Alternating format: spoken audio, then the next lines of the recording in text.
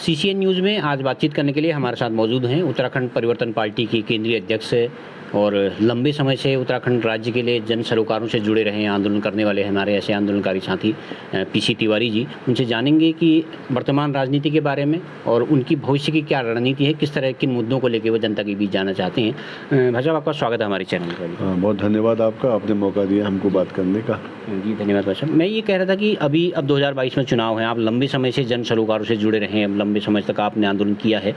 वर्तमान राजनीति को आप किस नज़रिए से देखते हैं? देखिए, अभी जो राजनीति है वो राजनीति जनता के मुद्दों से हट गई है। आज ये राजनीति एक व्यवसाय है, एक धंधा है, और इस धंधे को चलाने वाले वो लोग हैं जो केंद्र और राज्य सरकारों में राज कर रहे हैं।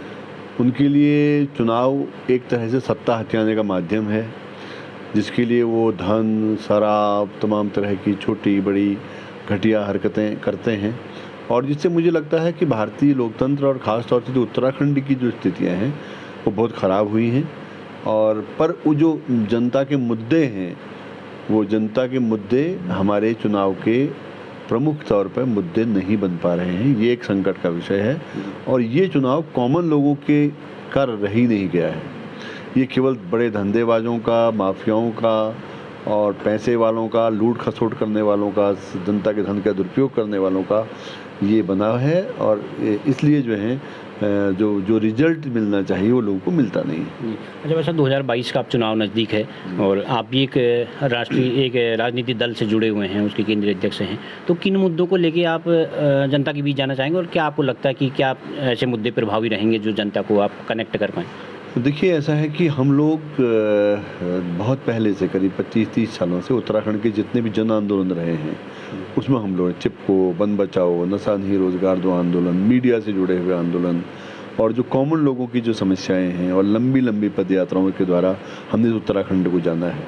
छात्र राजनीति से हमने इसको देखा है, और पहला उत्तराखंड बंद जो किया गया था वो हम लोगों का था, और तब उत्तराखंड संघर्ष वाहिनी में थे। और उत्तराखंड संघर्ष वाहिनी पहाड़ के जन आंदोलनों की, पहाड़ के लोगों की पहली बड़ी आवाज़ थी और बड़ा संगठन था, और बाद में जो भी पॉलिटिकल पार्टी यहाँ बनी है वो बाद में उसके साथ आई हैं।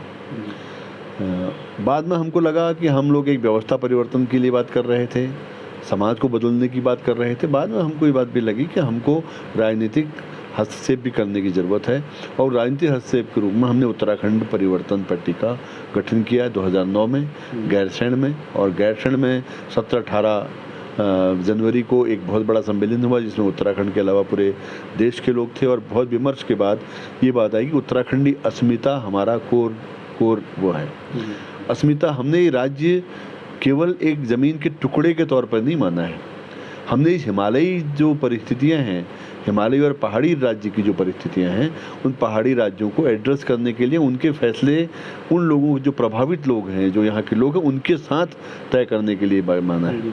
और उसके लिए हम तब से हम इस सवाल को भी लड़ रहे हैं। और गैरसैंण की जैसी बात कर रहे हैं, तो गैरसैंण हमारे लिए एक अवधारणा है, क्योंकि ये राज्य बनने के पीछे दो तरह की बात थी। एक, कुछ लोगों ने कहा कि आज दो, अभी दो, उत्तराखंड राज दो। उसी तरह कुमाऊं विश्वविद्यालय के बारे में बोला था, गढ़वाल विश्वविद्यालय के बारे में बोला था, लेकिन जब वो बन गए तो उन्होंने यहाँ पर कोई बड़ा मौलिक परिवर्तन नहीं किया। तो जहाँ तक उत्तराखंड परिवर्तन पार्टी की जो धारा थी, उसके पीछे के जितने जन आंदोलन थे, वो सारे जन आंदोलन उत्तराखंडी समाज को बदलने में महत्वपूर्ण भूमिका निभा रहे थे। उन्होंने नेताओं को नहीं, अपने को नहीं, बल्कि यहाँ के समाज को ताकत देने का काम किया और समाज को जोड़ने का काम किया। तो उसी को एक राजनीतिक बदलाव की ओर जाना चाहिए। अच्छा भाई साहब, बीच में हमने देखा कि जब उत्तराखंड आंदोलन था, उस दौर में हम जाएं तो उसमें हमने देखा कि उत्तराखंड क्रांति दल एक क्षेत्रीय दल के रूप में होता था, बड़ा उसको समर्थन मिलता था। लेकिन बाद में हमने देखा कि उत्तराखंड जो क्षेत्रीय ताकत है हमारी, वो बिखर गई, और उसका नतीजा है कि आज आम आदमी पार्टी के रूप में हमें तीसरे दल को यहाँ पर मजबूत स्थिति में देख रहे हैं। तो क्यों ऐसा क्यों नहीं हो पाता कि क्षेत्रीय ताकतें एकजुट होती हैं, आप लोग सब एक होते हैं, और ताकि एक पर्वतीय क्षेत्र की, हमारे उत्तराखंड की आवाज़ एक मजबूती के साथ आगे बुलंद हो सके? देखिए, इसमें बड़ी आत्मचिंतन की ज़रूरत है।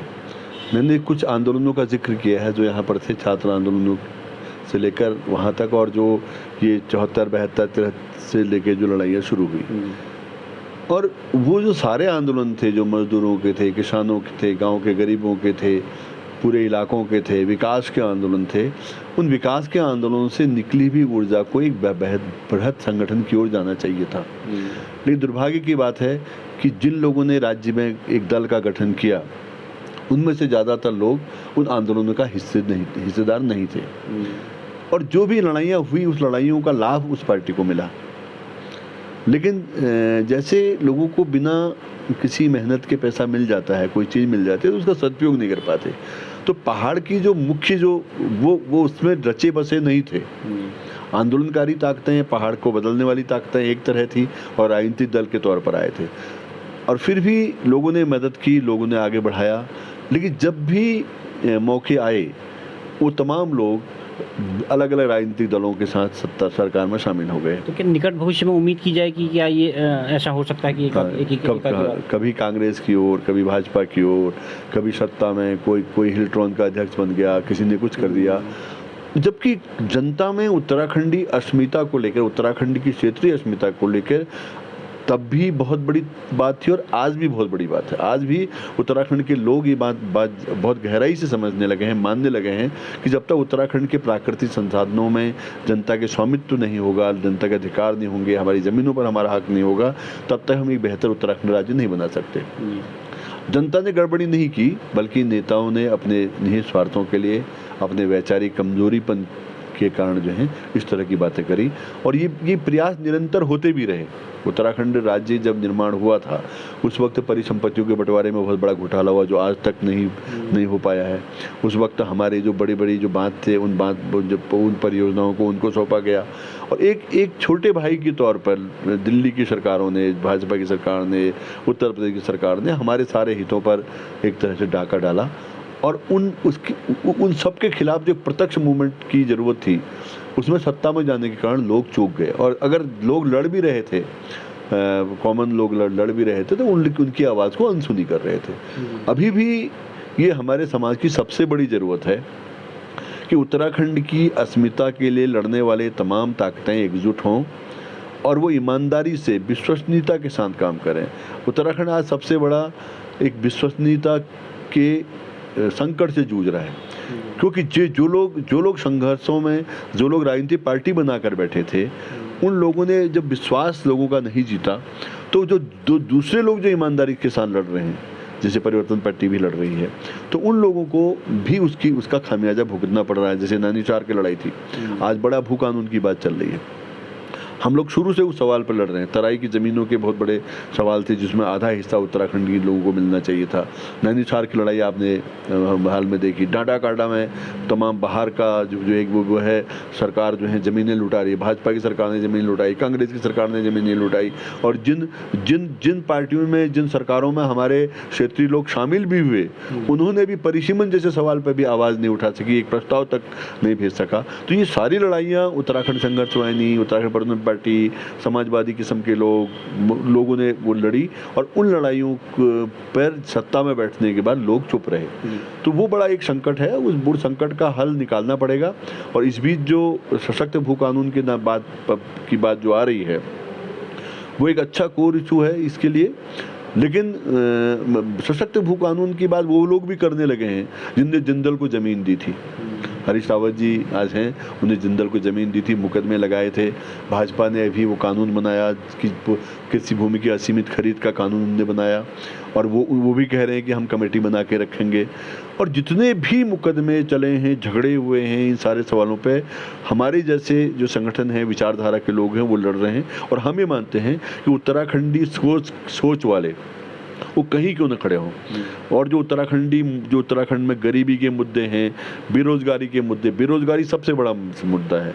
उत्तराखंड का कृषि संकट सबसे बड़ा संकट है। सबसे रोजगार देने वाला हमारी कृषि थी।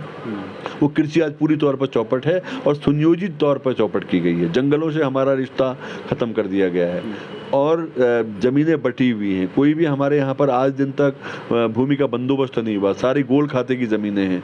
उन गोल खातों में हम चाहें भी तो हम कुछ नहीं कर सकते। और उसके साथ जो जंगली जानवर, आवारा जानवर, जो सेंचुरीज, ये सारे बनाए गए हैं, वो सारे के सारे कानून इस बात के लिए हैं कि यहाँ के मूल निवासियों को जो यहाँ पर करते हैं उनको बेदखल कर दिया जाए। एक आखिरी सवाल आपसे एक ये है कि लंबे समय से आप राजनीति कर रहे हैं, लेकिन उत्तराखंड परिवर्तन पार्टी को सफलता नहीं मिल पा रही है। कहाँ कमी है? क्या आप लोगों को समझा नहीं पा रहे हैं, लोगों से उतना कनेक्ट कर नहीं पा रहे हैं? कहाँ कमी रह जाती है? देखिए, कमी एक तो यह है कि जो हमारी जो चुनाव की प्रक्रिया है, वो सबसे ज़्यादा दोषपूर्ण। आप देखते हैं ब्लॉक प्रमुख का चुनाव होता है, सारे बीडीसी के मेंबर्स को जो हैं उनकी खरीदारी होती है। सरकार बनाने के लिए एमएलएस को लेके जाया जाता है, जिला पंचायत के चुनाव डायरेक्ट नहीं होते हैं, और चारों ओर जो जब चुनाव का मौका आता है उससे पहले जो लोग लड़ रहे हैं लोग भी उनको भूल जाते हैं, क्योंकि उस वक्त इतना शोर मचाया जाता है कि आप सोचना बंद कर देते हैं। चारों ओर आज भी आप देख लीजिए, बूथ बूथ बूथ, विकास विकास विकास। तो अगर विकास किया है तो दिख क्यों नहीं रहा है? स्वास्थ्य नहीं है, शिक्षा नहीं है, रोजगार नहीं है, पहाड़ों की ज़मीनों पर हमारा अधिकार नहीं है, शिक्षा अपने प्राइवेटाइजेशन में जो वो चली गई, ये सारी चीज़ें हैं। लेकिन वो जो पूरा जो एक नया तरीके का जो मीडिया इस देश के अंदर आ गया है, जिसको गोदी मीडिया व्यापक तौर पर कहा जा रहा है, उस मीडिया और चुनाव सुधारों की ज़रूरत है कि पैसा आधार न बने बल्कि लोगों के काम आधार बने। और ये जो इलेक्शन बॉन्ड हैं और जो ये सारी चीज़ों के कारण वो हुआ। परिवर्तन पार्टी का ज़्यादा सवाल है, परिवर्तन पार्टी ने बहुत सफलतम आंदोलन किए हैं, लेकिन जन आंदोलनों को एक राजनीतिक आंदोलन में बदलने की जो कोशिश है उसमें अभी थोड़ा कमी रह गई है, लेकिन वो धीरे धीरे दूर हो रही है, क्योंकि हमको लोग मानते हैं कि हम केवल समाज की बात कर रहे हैं। तो आज हम सामाजिक परिवर्तन की बात करते हैं, राजनीतिक परिवर्तन की बात करते हैं, व्यवस्था परिवर्तन की बात कह रहे हैं। पिछले चुनाव यहाँ पर जब हुए थे, पिछले एमपी का इलेक्शन हुआ था, बहुत सारी क्षेत्रीय पार्टियां लगी थी, लेकिन बिना संसाधनों के हम लोग निकले थे तो हमें और उनसे बेहतर वोट मिले थे। अभी सल्ट के अंदर हम देख रहे हैं, जो अपने को पुरानी पार्टियां कहती हैं, उनसे बेहतर हमको वोट मिले थे। हमें मालूम है कि लंबी लड़ाई है, और ये लड़ाई किसान की है, मजदूर की है, छात्र की है, नौजवान की है। विकल्प पीसी तिवारी नहीं बना सकते, विकल्प परिवर्तन पार्टी नहीं बना सकती। लोगों को समझना पड़ेगा कि उनके पक्ष की ताकतें कौन है। अगर लोग खुद अपने साथ न्याय नहीं करेंगे तो उनके साथ भी न्याय नहीं होगा, और उत्तराखंड आज उसका सबसे बड़ा उदाहरण है। और उत्तराखंड को अगर आज नहीं बचाया गया, मैं मानता हूं कि उत्तराखंड परिवर्तन पार्टी एकमात्र विश्वसनीय क्षेत्रीय पार्टी है। हर इलाके में जो संघर्ष हैं उन संघर्षों में उसकी भूमिका है, उसने लोगों को ताकत दी है। तो अगर लोग इस पॉइंट को नहीं समझ पाएंगे तो उन सबको भी घाटा उठाना पड़ेगा। बाकी ठीक है, हमने किसी से समझौता तो किया नहीं था, हम तो अपनी चेतना से लड़ रहे हैं और लगातार ईमानदारी से लड़ रहे हैं। जैसे ही वक्त बदलेगा, बहुत सारी मुझे लगता है कि ये वक्त बदलने वाला है, और मैं उम्मीद करता हूँ जनता से कि वो ये जो सब कूड़ा कबाड़ जमा करके लोग लड़ रहे हैं, पैसे की ताकत पर लड़ रहे हैं, जो बदलाव की बात तो कर रहे हैं, लेकिन वो उत्तराखंड को नहीं बदल सकते। दिल्ली की तमाम हवाएं, दिल्ली से उनने पहाड़ों को प्रदूषित किया है, हिमालय को प्रदूषित किया, उत्तराखंड की राजनीति को भी प्रदूषित कर रहे हैं। हम उत्तराखंड के स्वामी मालिक हैं, उस पर हमारा है। हमको किसी की कृपा से कोई मुफ्त की बिजली नहीं चाहिए। तो ये जो सवाल है, इन सवालों पर गौर करना पड़ेगा, और ख़ास तौर से युवा बुद्धिजीवियों को सामने आना पड़ेगा। ठीक, थैंक यू भाई साहब, हमसे बातचीत करने के लिए बहुत बहुत धन्यवाद। हम आपके आभारी हैं, आपने हमसे बातचीत की, और उम्मीद करते हैं कि ये लड़ाई आगे जारी रहेगी। Thank you sir. तो आप थे हमारे साथ उत्तराखंड परिवर्तन पार्टी के केंद्रीय अध्यक्ष पीसी तिवारी जी, जिनका स्पष्ट मानना है कि जन सरोकारों से जुड़े हुए जो राजनीतिक दल हैं, जो आंदोलन कर रहे हैं, उनको जनता को भी समर्थन करना होगा, तभी ये उत्तराखंड की अस्मिता की लड़ाई का सवाल है, उत्तराखंड की अस्मिता को बचाने का सवाल है। अगर इस लड़ाई में अगर जनता ने साथ नहीं दिया तो आने वाले भविष्य में उत्तराखंड के लोगों को और परेशानी से गुजरना पड़ेगा। CCN न्यूज़ के लिए मनोज कुमार के साथ मैं सुरेश पांडे।